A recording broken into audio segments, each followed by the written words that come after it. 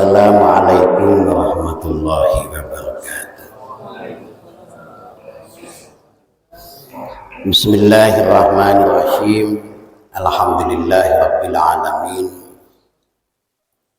Allahumma salli ala sayyidina Muhammadin wa ala alihi wa sahbihi ajmain, amma ba'd. Yang kami muliakan para alim ulama, tokoh agama, tokoh masyarakat di Kecamatan Kerang atau dikenal Batu Ungau,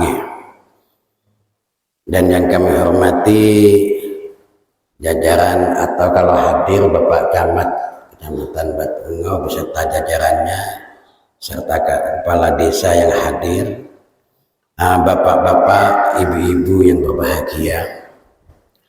Alhamdulillah, pada malam hari ini kita ditakdirkan oleh Allah Subhanahu wa Ta'ala bisa bersilaturahim di masjid ini. Mudah-mudahan kumpulnya kita ini mendapatkan ridha dari Allah Subhanahu wa Ta'ala. Salawat dan salam marilah kita haturkan kepada junjungan kita Nabi Muhammad SAW, yang ketiga kalinya kami menyampaikan terima kasih kepada bapak-bapak, ibu-ibu atas sambutan yang begitu indah bagi kami, walaupun kami agak terlambat karena cuaca. Jadi tadi pas hujan lebat itu kami di posisi petangis, tabru, bahkan sampai tadi supirnya itu kelupaan, Pak. Dikirain sudah di Kerang, ternyata masih di petangis gitu. Nih, tapi mudah-mudahan keterlambatan kami tidak mengurangi apa yang diagendakan oleh kita bersama.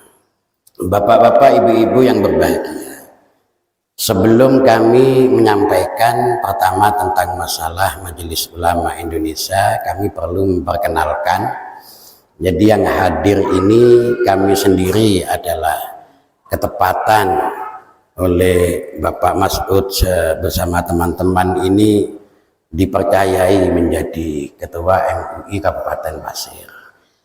Yang mana amanat ini bukan amanat yang ringan, tapi merupakan amanat yang berat sekali bagi kami.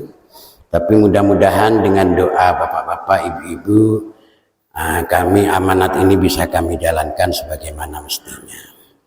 Jadi pertama kami sebagai ketua yang Bapak Mas'ud ini mungkin sudah kenal Pak dengan Pak Mas'ud. Beliau adalah sekretaris umum.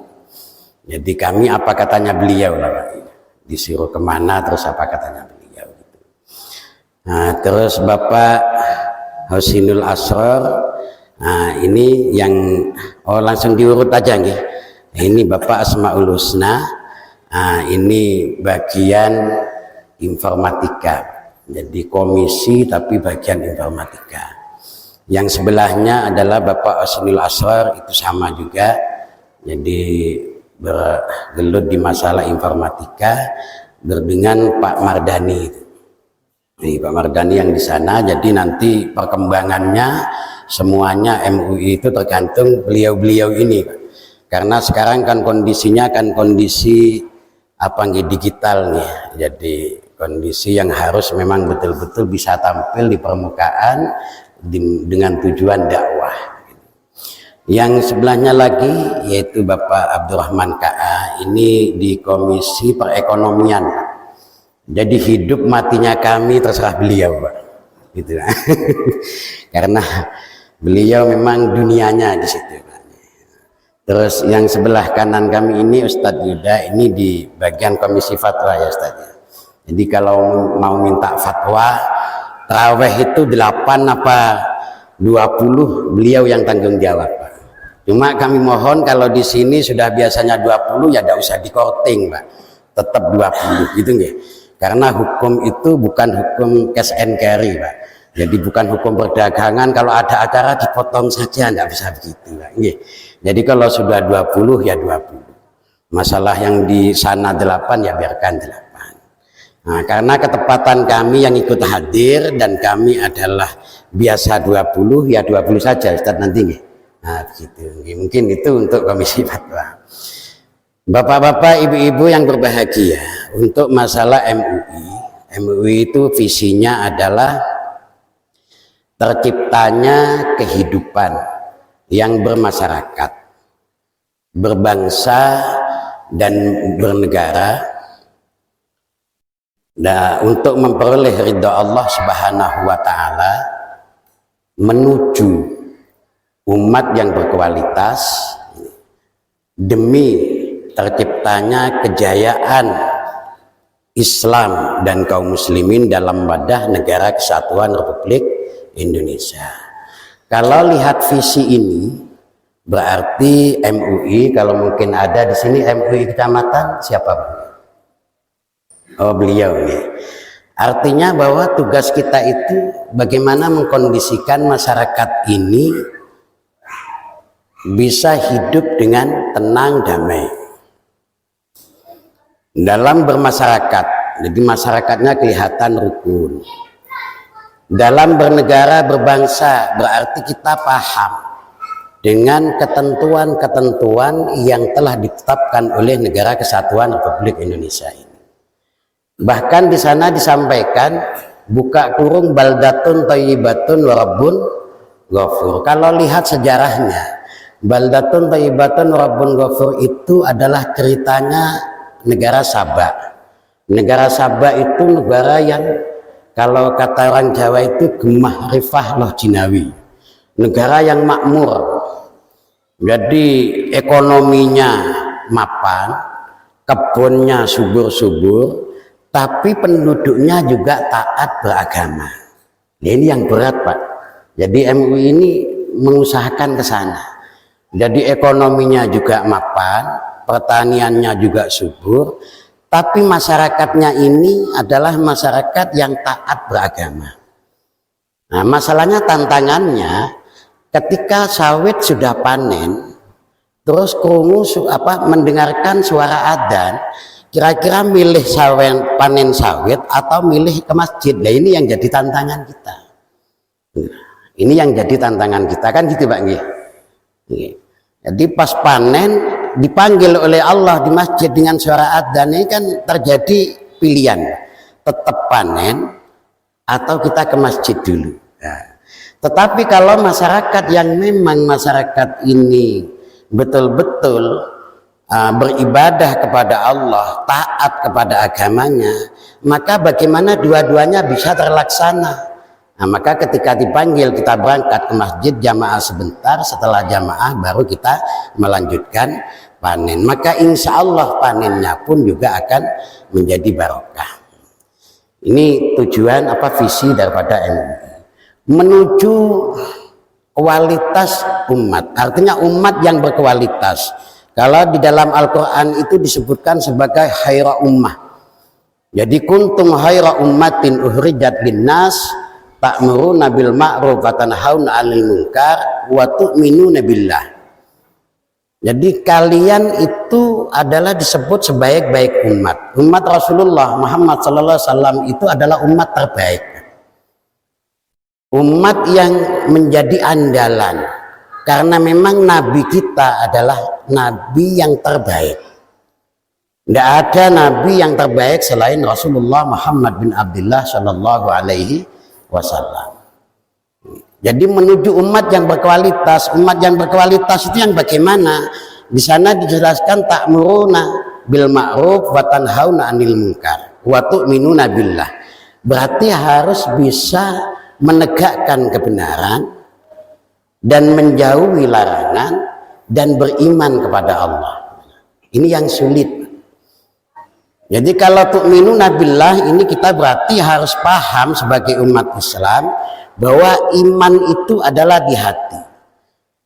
Dan membentuk sebuah keimanan itu juga perlu ilmu. Maka mudah-mudahan di masjid ini, di samping masjidnya sudah besar, bahkan itu akan diperbesar lagi, ya mudah-mudahan tidak hanya masjidnya yang besar, tapi keilmuan yang di dalamnya ini juga menjadi besar pula. Ini yang terpenting. Artinya ada kajian di dalamnya, kajian tentang keimanan, karena iman itu kan ada 5 ya kan. Nah kita sekarang posisi di sebelah mana? Lah di antara iman, ini langsung aja Bang. Di sak tausiahnya, sak pengenalan ini. Di antara iman, ciri-ciri orang beriman itu adalah innamal mu'minuna alladzina idza dzukirallahu wajilat qulubuhum. Jadi di antara ciri orang beriman itu bahwa ketika disebut nama Allah, hati kita takut. Nah, sekarang pertanyaannya, ketika kita diam disebut nama Allah, bergetarkah hati kita atau tidak? Kalau kita dengar adzan disebut nama Allah, kita biasa-biasa aja, ya berarti keimanan kita masih perlu dipertanyakan. Jadi wajilat qulubuhum. Maka bagaimana caranya menanamkan agar orang ketika mendengar nama Allah ini bisa merasa takut? Maka kita pelajari yang namanya ilmu tauhid. Jadi kayak apa besarnya Allah? Jadi kalau kita bayangkan, kalau ini kita akalkan, Pak, kita nalar pakai akal. Bumi aja segini besarnya. Sementara bumi ini adalah sebagian daripada ribuan bahkan miliaran planet yang ada di ruang angkasa. Dan kita berada di sebagian bumi. Ada di desa Batu Engau atau Karangdayu. Nah, Kerang ini ya, desa Kerang. Berarti kita kecil sekali Pak, ini masih bumi. Belum kita berpikir tentang angkasa raya. Belum kita berpikir tentang aras yang katanya lebih besar daripada alam raya ini. Maka kalau begitu, kayak apa besarnya Allah Subhanahu wa Ta'ala? Kalau sudah bisa menggambarkan seperti ini, maka ketika kita disebut nama Allah, mendengar sebutan nama Allah, maka akan tergambar kebesaran Allah itu, sehingga hati merasa takut. Ini yang penting. Jadi perlu ada kajian-kajian seperti itu. Yang kedua, wa idza tuliyat alaihim ayatuhu zadatuhum imana. Ketika dibaca ayat-ayatnya Allah, maka iman kita ini bertambah. Itu diantara ciri orang beriman. Lah ayat Allah itu apa saja? Banyak sekali. Kalau ayat yang ada di Al-Quran, umpamanya Al-Quran dibaca, kita mendengarkan bacaan Al-Quran, maka iman kita bertambah. Kenapa? Karena kita paham Al-Quran. Al-Quran itu Pak, kalau diartikan satu persatu per kalimat, Masya Allah Pak maknanya. Maka dari itu, alat untuk memahami Al-Quran itu, kalau di pesantren dijelaskan, di pesantrennya Ustadz Yuda biasanya ya, dijelaskan ada 12 macam ilmu alat, ya benda, mulai nahwu, sorob, ilmu lughah, mantek, balaghah dan lain sebagainya. Jadi kalau kita membaca Al-Quran hanya melalui terjemah itu Pak, itu belum bisa memfatwakan hukum dari dalil Al-Quran. Kenapa? Karena alatnya belum mumpuni. Maka orang yang bisa menyampaikan ayat Al-Quran, pengertian isi kandungan ayat Al-Quran, orang yang harus mumpuni 12 macam ilmu ini. Sehingga ketika ayat itu dibaca, maka iman kita akan bertambah karena kita paham. Di antara ayat-ayatnya lagi adalah ayat kauniyah, yaitu wujudnya alam semesta. Kita ini sayangnya kalau ada banjir, gempa bumi, itu ada baru ingat kepada Allah, ya benda. Tapi kalau memandang alam ini, kita kan kadang biasa-biasa aja, padahal itu ayat. Malah para ulama itu ada yang kerjaannya itu kalau setelah sholat isya itu keluar di halaman, tidur telentang memandang langit. Kalau kita sekarang ngapain di halaman memandang ke atas, kan gitu nih, kayak ada. Kalau para ulama itu ada manfaatnya. Dilihat langit itu ternyata ada bintang, ada keindahannya, bintang kelap-kelip malam, ada cahayanya dan lain sebagainya. Itu semuanya tidak ada yang bisa menciptakan kecuali hanya Allah Subhanahu wa Ta'ala. Ini yang paling penting Pak.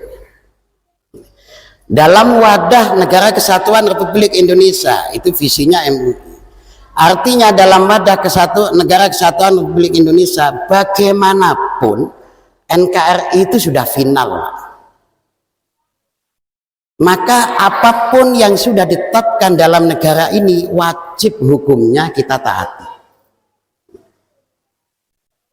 wajib hukumnya kita taati. Atiullah wa atiur rasul wa ulil amri minkum. Ada dalilnya. Karena yang telah ditetapkan di negara Republik Indonesia ini adalah sebuah kesepakatan bersama, yang mana kesepakatan bersama itu sudah merupakan sebuah strategi yang di dalamnya mampu untuk menjalankan esensi agama Islam itu sendiri dan mampu untuk merangkul semua perbedaan yang ada di negara ini. Ini bukti bahwa negara kita ini negara terbaik. Negara kita ini 1331 suku bisa hidup berdampingan. 630 berapa bahasa itu bisa jadi satu. Itu hebatnya negara. Maka kita bersyukur menjadi warga negara Republik Indonesia. Karena di negara lain belum tentu mampu. Arab aja Pak, di mana Tarim ya, di Yaman yang sudah terkenal banyak ulamanya, berbeda sedikit perang Pak. Tapi alhamdulillah di Indonesia walaupun berbeda-beda tapi kita bisa berdamai, kita bisa bersatu. Bapak-bapak, ibu-ibu yang berbahagia, itu mungkin yang pertama tentang masalah MUI. Mudah-mudahan kita bersama, baik yang di kecamatan nanti, kita mampu diberi kemampuan oleh Allah untuk mewujudkan kondisi ini, sehingga keadaan masyarakat kita menjadi masyarakat yang bisa hidup rukun, damai, taat kepada agamanya, dan tercipta kehidupan yang sejahtera, sehingga rezekinya pun di desa itu menjadi rezeki yang barokah. Amin amin ya rabbal alamin.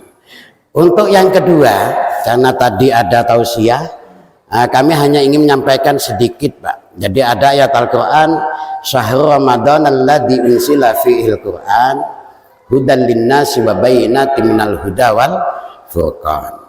Bulan Ramadan ini adalah bulan yang di dalamnya diturunkan Al-Quran. Nah ini biasanya kalau kita memperingati Nuzulul Quran yaitu malam tanggal 17, insya Allah lusa nggih. Nah, kenapa kita harus memperingati? Karena ternyata Al-Quran ini adalah merupakan kitab pedoman. Hudal linnas, dari Al-Quran ini bisa memberi hidayah, bisa memberi petunjuk kepada manusia. Siapapun Pak, yang pedoman Al-Quran pasti benar, tidak akan salah. Nah, sayangnya sekarang ini Pak, di zaman akhir Al-Quran dibuat alat politik. Nah, ini yang kita tidak terima Pak. Ya Banda. Jadi maunya ingin tercapai keinginan hawa nafsunya tapi pakai dalil Al-Quran. Itu dimurkai betul Pak oleh Allah. Allah itu sangat murka kepada orang yang begitu, karena agama ini, Al-Quran ini tidak bisa ditukar Pak dengan apapun, apalagi ditukar hanya dengan keinginan hawa nafsu. Ini yang paling penting. Ini penting kami sampaikan pada malam ini, bahwa Al-Quran ini adalah sangat mulia, tidak bisa ditukar dengan keinginan duniawi. Ini patokan. Karena apa? Karena Al-Quran ini adalah hudal linnas, bisa memberikan. Orang non muslim aja Pak, orang Katolik Kristen itu loh Pak, kalau sudah dia pernah membaca Al-Quran dengan sendirinya masuk Islam karena sadar. Jadi orang non muslim membaca Al-Quran hanya membaca terjemahannya masuk Islam. Kenapa kita yang sebagai umat Islam sudah berulang kali membaca Al-Quran tidak makin kuat keimanan kita? Ini kan jadi pertanyaan. Cuma repotnya memang Al-Quran itu kadang kita baca kalau bulan Ramadan. Kalau nggak Ramadan, Al-Qurannya ada di atas almari, ya kan? Baru menjelang bulan Ramadan dilihat debunya sudah tebal. Nah, ini masalah ini. Kalau bisa Al-Quran itu buat bacaan. Karena membacanya mendapatkan pahala. Membacanya akan bisa merubah kehidupan. Loh iya Kak Ustaz, mosok membaca aja loh. Al-Quran itu mukjizat Pak. Kalau jenengan rutin 1 hari 1 juz, berarti setiap 30 hari hatam. Saya yakin Pak, kalau ini istiqomah, hidup jenengan sejahtera Pak. Anaknya soleh soleha, rezekinya dijamin. Kami yakin itu Pak. Kenapa kita tidak pernah yakin? Karena tidak pernah nyoba. Loh kalau para sahabat itu Pak, 1 minggu sekali itu khatam. Bahkan hizibnya para sahabat itu ada anunya dari surah Al-Baqarah sampai At-Taubah dan selanjutnya. Selama 7 hari, setiap 7 hari khatam. Sementara kalau kita 1 tahun sekali itu terpaksa karena Ramadan aja. Nah ini yang repot. Nah insya Allah kalau kita meyakini dengan Al-Quran, yang mana Al-Quran ini adalah mukjizat, kita usahakan. Kalau bisa hafal malah alhamdulillah. Nih, kalau hafal kan bisa jadi wirid, ya kan? Bahkan kalau di tempat teman kami ini, kalau taraweh itu 1 juz Pak, sehingga 30 hari khatam. Itu malah bagus. Cuma kalau di masyarakat sini tidak ya 1 juz, ya mungkin malam itu aja taraweh, besoknya tidak ada jamaahnya. Jadi imam yang baik itu imam yang bisa memahami jamaahnya. Itulah. Paham nih? Wa bayyinatin minal huda wal furqan, dan Al-Qur'an itu menjadi bayinat. Bayinat itu ada maknanya menjelaskan dari minal huda, dari petunjuk, ada yang memberi makna pembeda. Jadi membedakan dari kebaikan dan kebatilan. Memang begitu.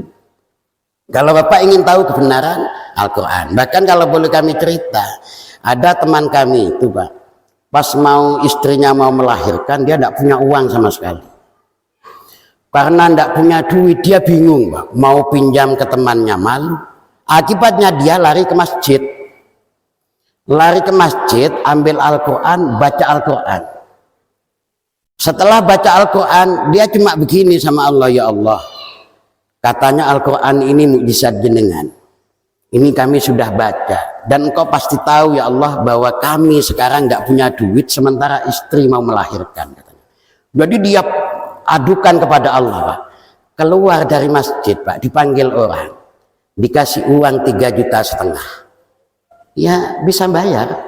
Jadi kehamilan istrinya bisa bayar. Ini diantara kemukjizatan Al-Quran. Itu kan ketepatan Ustaz. Kalau tidak pernah dicoba tidak bisa Pak. Kalau kami senang nyoba-nyoba begini, senang. Nabi Ibrahim aja ingin tahu bagaimana Allah Maha Kuasa, itu dicoba ya kan. Sampai sama Allah, awalam tu'min bala walakin liyatma'inna qalbi. Apakah engkau tidak beriman Ibrahim? Oh, kami beriman ya Allah, cuma kami ingin menenangkan hati, membuktikan. Nah, ternyata ditunjukkan oleh Allah. Nah kita kan tidak pernah nyoba Pak. Kita coba Pak. Kita coba, betulkah Allah itu maha mengetahui, betulkah Allah itu maha kuasa, betulkah Allah itu maha pemberi. Kita coba. Insya Allah ketika kita mencoba dengan meyakini bahwa Al-Quran itu mukjizat, insya Allah semuanya akan dikabulkan oleh Allah Subhanahu wa ta'ala. Bapak-bapak, ibu-ibu yang berbahagia, karena kita masih akan sholat taraweh, maka pada kesimpulannya adalah marilah di bulan yang suci ini, di bulan yang penuh barokah ini, kita tingkatkan keimanan kita kepada Allah Subhanahu wa ta'ala. Bagaimana cara meningkatkannya? Ya kayak tadi itu, di masjid ada kajian. Kan di sini banyak ustadz-ustadz ya kan? Ya itu suruh mengadakan kajian. Yang kedua, marilah kita berusaha untuk menjadi warga negara yang baik. Warga negara yang baik itu adalah warga negara yang mampu menjaga stabilitas kondisi negara Republik Indonesia. Kalau ada dari luar umpamanya ada pahaman yang tidak percaya kepada negara, katanya negara ini bukan negara Islam, itu salah. Itu salah. Kalau mereka ingin tanya, ya disampaikan bahwa Rasulullah di Madinah itu tidak menciptakan negara Islam. Tapi Rasulullah menjadikan di Madinah itu sebagai negara-negara yang bisa mengayomi kepada semua warganya. Karena itu Rasulullah juga bertetangga dengan orang Yahudi.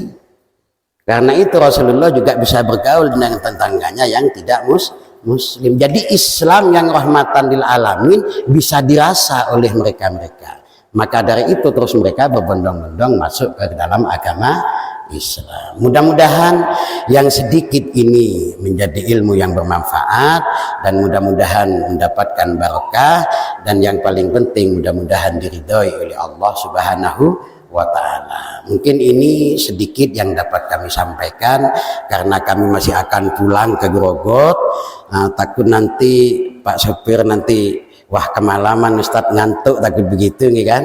Ya, kami mohon doa mudah-mudahan perjalanan kami diberi keselamatan oleh Allah Subhanahu wa ta'ala, dan mudah-mudahan pertemuan ini tidak hanya sekarang. Artinya kita bisa bertemu lagi di lain waktu dengan pertemuan yang lebih menyejukkan, dengan pertemuan yang lebih mendatangkan barokah dan ridha Allah Subhanahu wa ta'ala. Kurang lebihnya mohon maaf. Wallahul muwaffiq ila aqwamit thoriq. Wassalamualaikum warahmatullahi wabarakatuh.